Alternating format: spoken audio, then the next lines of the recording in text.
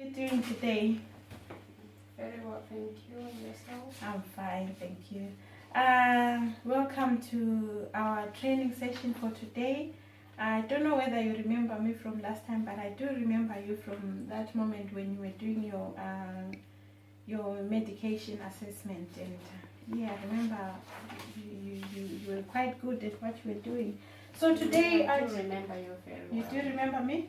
Yeah. Yes. Just maybe for the record's sake, my name is Renee. I'm a registered nurse. I'm also a workplace trainer and assessor. So what I'd like for us to do today is cover a session that talks about how to thicken fluids in dysphagia. So you'll be seeing me around a lot in the next coming days, because I'm going to be taking individuals and teaching them on how to thicken fluids. You know, you guys used to use a powdered form of thickener, but now we have a different kind of thickener, and this is what I want you to learn today. So I've got the pamphlet that I would like that will be focusing on for today, and I also have an attendance sheet that I would like for you to complete, so that you actually get paid for your training. I realize you've come from home, so we need you to get paid for that. I have a feedback form. Don't worry about completing that one. I would like for you to complete it before the end of the session. Just feel free to say whatever you want on that feedback form in relation to our training session for today. So our training session is just going to last anywhere between 20 to 30 minutes, so I won't take too much of your time. So in terms of our toilets, we have our toilets located to just behind me on my left over here. Then we have our emergency exit. You just come out this way. You see the green sign, just go that way and keep going straight down. You will meet at the grassy patch there should an emergency arise. We also have a first aid officer out there, so should you hurt yourself or anything like that during the course of our training, you'll be able to get some help out there. So what I would like to do is for us maybe to look at the learning outcomes of what it is that we want to achieve before we actually start talking about what dysphagia is and how to thicken fluids in dysphagia. So our learning outcomes, I have about 4 of them. The first one is I would like to assist you as a learner or as a participant today to gain an understanding of what dysphagia is. And the second one, which is really nothing to do with you, but just for knowledge's sake, to understand what assessments can be done in order to assess that or make a diagnosis that someone has dysphagia. We also want to be able to, maybe during our practical demonstration, make 3 levels of thickened fluids. Right? So there'll be a level 1, level 2, and level 3. And then we'll also be able to look at what other measures we can use to ensure that safe, this is like a tongue twister, safe swallowing is achieved. So we've got those learning outcomes. We'll revisit them at the end so that we make sure we've targeted all the things that we were trying to achieve. So what do you understand by swallowing? Just basic swallowing. Yeah, it's whereby food goes into the mouth, passes through the throat, and into the stomach without any difficulties. That is good. That is good. It's more or less like what I've written here. I've said that it is the safe movement of a bolus of food or drink from the mouth to the stomach, right? So when you put it in the mouth there, you actually make a conscious effort to swallow the food or the drink. And in my sentence goes on to say that it consists of both voluntary and involuntary. So voluntary is when you actually make that decision to swallow, and non-voluntary is what happens, you know, everywhere else down there, you know, going to digestion and everything. So on the other hand, we have swallowing, and then we also swallowing, which is safe swallowing really. And on one hand, we have what is defined as unsafe swallowing or difficulty in swallowing. Difficulty in swallowing is also known as dysphagia, in case you're wondering what dysphagia means. And if you can take note, you know, as we work in this industry of aged care, there's words that sound similar. There's another word that says dysphagia there, but it has an S. You know, it talks about the inability to talk, you know, but here we are talking about the difficulty in swallowing. So it's dysphagia with a G. right? So there's many reasons why someone can have difficulties in swallowing. You know, for example, if someone has trauma, maybe trauma as in they are involved in a car accident, they can have difficulties in swallowing because of that. They can also face difficulties in swallowing because of surgery. They can face difficulties in swallowing because of the medical conditions that they have.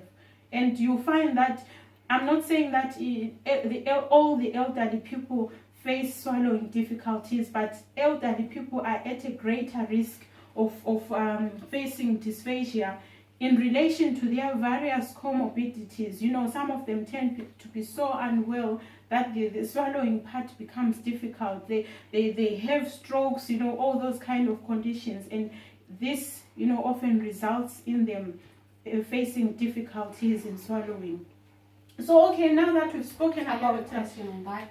Okay, is it possible that an elderly person can just have difficulties in swallowing even if they don't have all the diseases? Can it come naturally like that? Yes, it can happen. You know, if they have, most of the time it's because of some neurological, malformations or neurological conditions, and because of that you find that they may not be able to swallow. Yes. It doesn't just happen on its own, but it's often linked to, you know, other things. It's often linked to other things.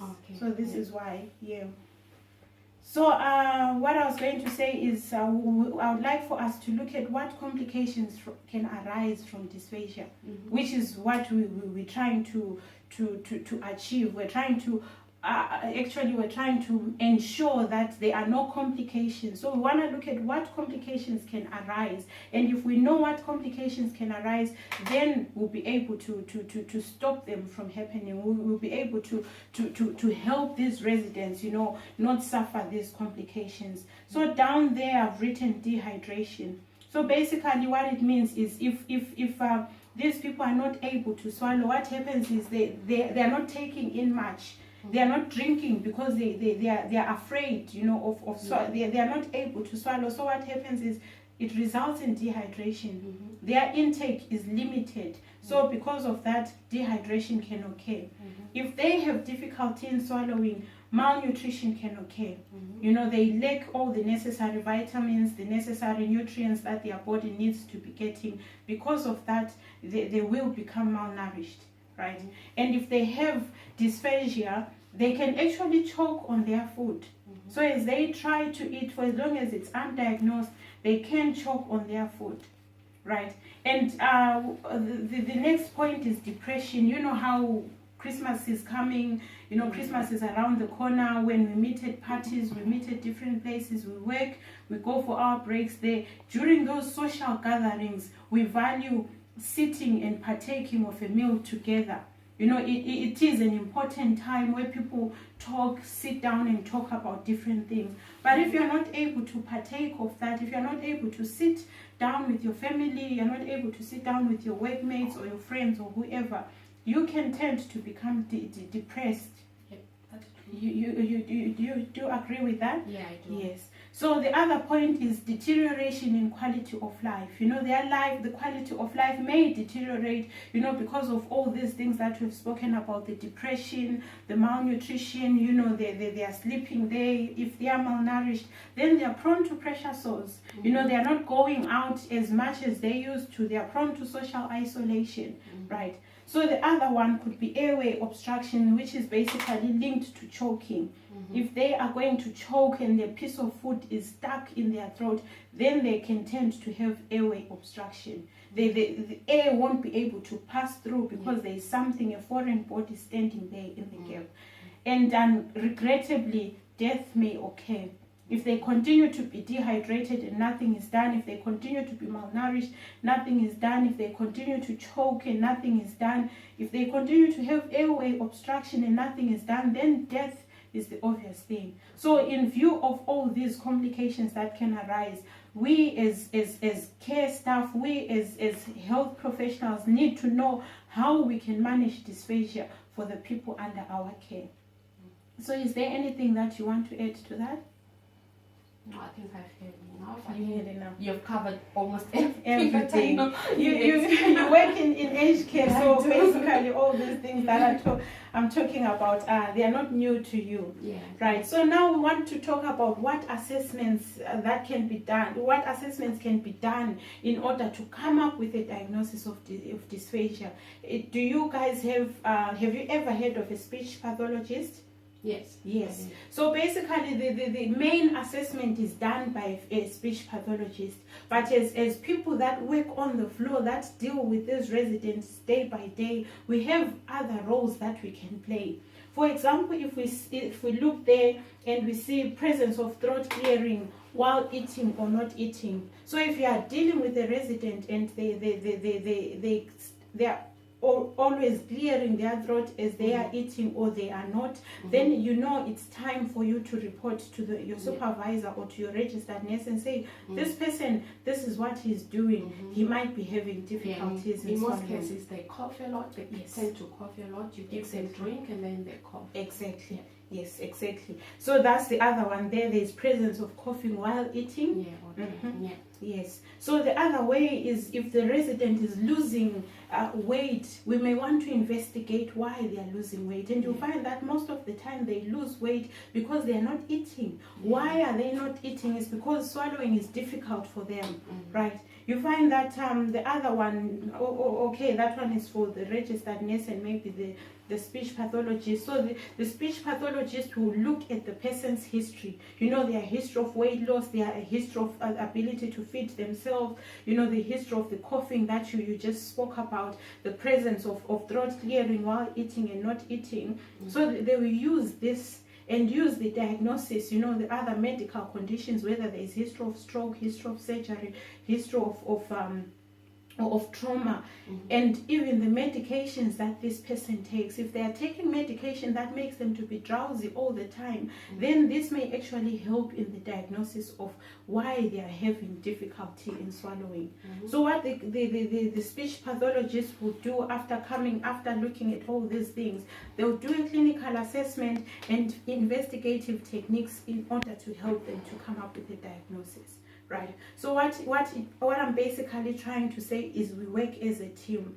Care staff, registered nurses see these people, these residents 24/7. Right. The speech pathologist only comes when they are called. Right. So what happens is as we work with these people, as we look after them, we need to watch out for any signs of swallowing difficulties or any signs of choking or any signs, you know, and after we've seen that, then we'll be able to report to the registered nurse, who will then refer them to a speech pathologist. So when a speech pathologist sees them, she is the one that will then make a diagnosis, and when she has made the diagnosis, she is the one who will then tell us what kind of food they can tolerate. Right? Because if we're talking about choking, if we're talking about presence of coughing while eating, then it basically means things that are solid or hard become too hard for them to eat.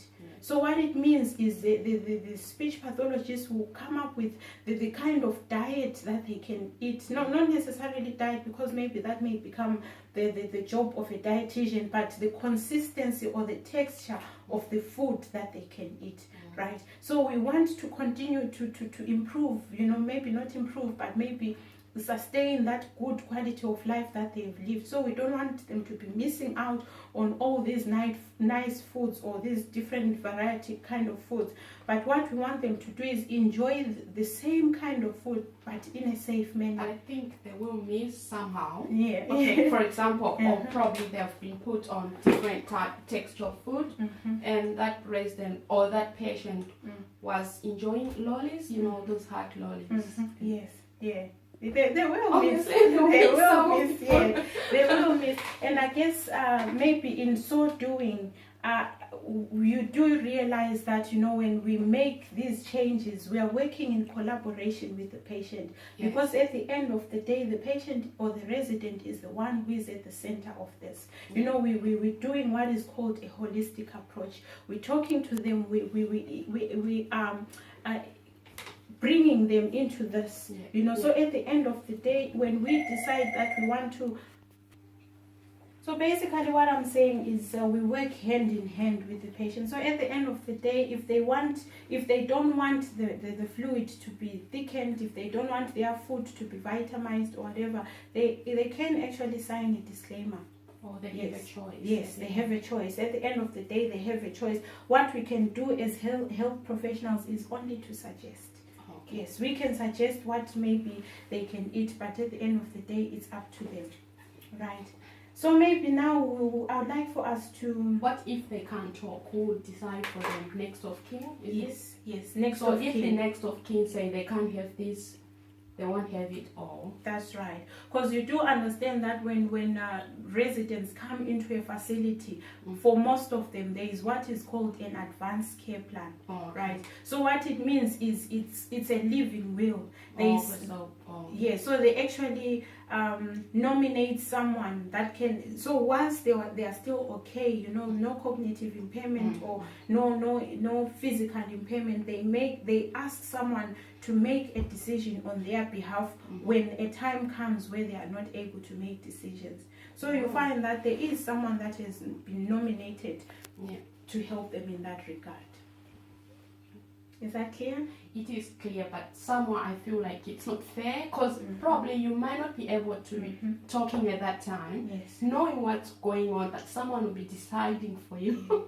Yeah, I know. It's tricky there, but then we can't do it anything is about tricky. it. Yes, it is tricky. Yeah. I guess that is just the challenges that we face in this life that we're living in. So maybe for now I would like for us to discuss how can we best manage dysphagia. I'll talk about the 3 things that I've written down there, and maybe the 4th thing will be a practical over there. So maybe what I'm going to talk about is the thickened, because I said we're talking about thickened fluids. There is vitamized food, that looks like pureed baby food. Yes. We're not focusing on that at the moment, but we're focusing on how to thicken fluids, because like I said, you guys were using the powdered formula before, but now there's a different kind of thickener there. Right. Okay. So the other 3 things that we can do over and above thickening the fluids, or maybe after we've thickened their fluids, is ensure that the resident is sitting upright when eating or drinking. So even after thickening that, you still need to make sure that as you feed the drink to them, they are sitting upright so that they don't choke. Right. And then you need to feed their drinks by a teaspoon. So you find that some of the drinks you see the consistency over there, they might be too thick for them to drink the drink, but you might need to feed it to them by using a spoon or a half dessert spoon. And then the other one, which is the last one, is ensure that when still on that, giving them by a spoon, would that make it, would they have enough fluids in their body, like a spoon, how small it is? So what it basically means is we need to be visiting them frequently. Visit them frequently. You give them however much amount you give them, but visit them frequently, because yes, of course, you're right, there is this heat spell that we've hit in these last few days, and we're in summer at the moment, so obviously their fluid intake needs to go up. Right. So as we talk about the thickener there, you realize that thickener is good enough for water, it's good enough for fizzy drinks, it's good enough for their wines. There are some that like beer or any alcoholic drinks, it's good enough for that. It's good enough for any beverages, if they like. It doesn't change color or does not change color at all. It doesn't change color, it just changes the consistency. So you're basically thickening whatever kind of drink. Change as well. Taste doesn't change. That's good. Yeah. So they have been looking into this, the people that come up with these thickeners, and this is what they've come up with. Because for some of them the smell changes. Yes, like I know the powder one, like it to change like the color. The color cloudy. Yes. No, but and the this taste, one, I think. Taste I changes remember the as other well. time when I did the training, the taste wasn't that good. Yeah. So this one is a very good one, and all right. So do you want to come over this way? Yes. I'll just give it a little squirt to make sure that it's working. Pause. Yep. Okay. All right. That's our squirt there. Mhm. So just a minute, where's my piece of paper? So this kind of thickener, I'll just stick this over here. So this one, the one that you guys were using before, was called the Precise Thickener. Okay. But this one is called Precise Thickener and Instant. Okay. So it thickens instantly. Yes, Okay. it thickens instantly. And as you can see there, if you want to achieve a level 150, so all these levels, it's not for you to worry about. It's the speech pathologist that will decide who goes on. Yes. So they'll decide on who goes on level 150, who goes on 400, or who goes on 900. So basically, when you read your care plan after they've been seen by the speech pathologist should be able to tell you that this person is on level 150, this person is on level 400, or this person is on level 900. Right. So basically, what happens here is it says for us to achieve level 150, which is a mildly thick consistency or nectar consistency, and my chart there also says a quarter thick. It means we have to achieve that, we only need to use one pump. Okay. Right. So I'll give the first one a try, and then you can give the next one a try. So sorry about that. It says these measurements are for 100 ml serving. Right? Okay. So I've got 3 cups here, and I'm hoping to achieve level 150, level 400, and level 300. I've measured the water already. It's 100 ml for each cup. So if you want double, then you have to increase the cups. Yes. All right. So the first one might need to press really hard. So there, that's the Precise Thickener. And also just make sure that our expiry date is okay. Do we have an expiry date? Oh, we should. Yeah, but when you're giving it to the resident, you should actually make sure that it hasn't expired. So we've got our Precise Thickener Instant there, right? So for one serve, it's just one powerful squirt there. We mix. As you can see, the consistency is changing. Oh, yeah. That's the consistency of nectar. Okay. So this is just mildly thick over there. That's our level 100. Oh, yeah, it is. 150, I'm sorry. Yeah. Yeah. Do you want to try the second one? So, okay, another question. When I'm doing the pump, do I have to press it hard? Yes. Push That's it down one- very that's one hard. pump. Yeah. Okay. So now we want to achieve 2. So the first one, So press it's it level really 400. hard. Okay. Yes. That's So one. that's one. Yes. That's Well two. done. Oh, that's Yeah, easy. that's easy. It's very, very easy. Yeah. And then just this. Just that. That's all. You see how it's not Because with cloudy? the other one, you have to shake. Shake. You have to shake. No shaking with this one. Oh. No shaking with this one. And you see how the consistency. Oh, yeah. Yeah. You see how the Changing consistency instantly. is a honey consistency. Yes. it Moderately thick. When you look at mine, is. Yes. mine is still a little bit watery.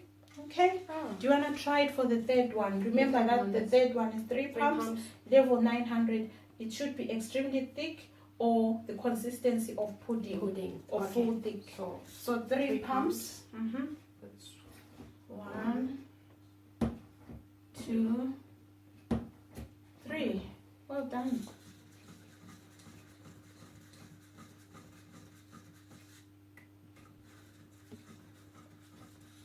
Well done. Oh, yeah. It's changing. It's changing, isn't it?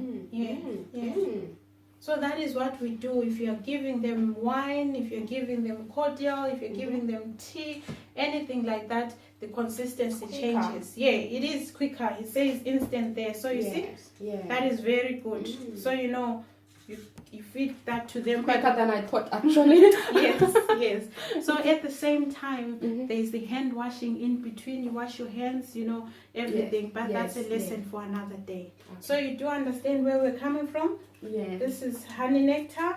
This is this is nectar, right? And this is honey consistency, How- and that one is custard. Wow. That is so good. Yeah, so Yes. that is, it's controllable. It doesn't just quickly run down their throats like the water does. Oh, yeah. It goes in slowly, and they can actually control, you know, how it goes down. Yeah. Are you happy with this? I am happy. Yes, this is a new brand, and I think the facility from probably next week, this is what they'll start using. That's good. That's easy. Yes, and it comes in 3-liter containers. Yeah, which is all right. Okay, do you want to take a seat there for a minute and just do you have any questions? Anything that you want us to talk Not about? at the moment. I think I've understood. You like that idea? I do. Yes. It's easy. I like it too. Because the residents sometimes, some of the residents they'll still be working, doing some things, Yes. but they've got this dysphagia Yes. thing.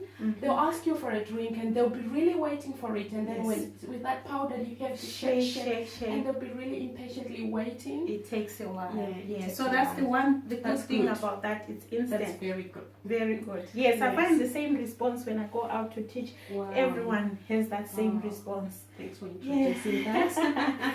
So maybe before we actually close our session off, it looks like we've taken a bit of extra time there.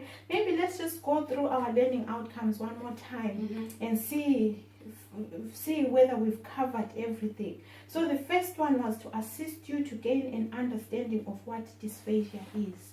So do you actually have an understanding now? I do. Do you want to tell me? Yeah, it's whereby a person has difficulty in swallowing Yes. food, Yes. fluid. Yeah. That is true. That is true.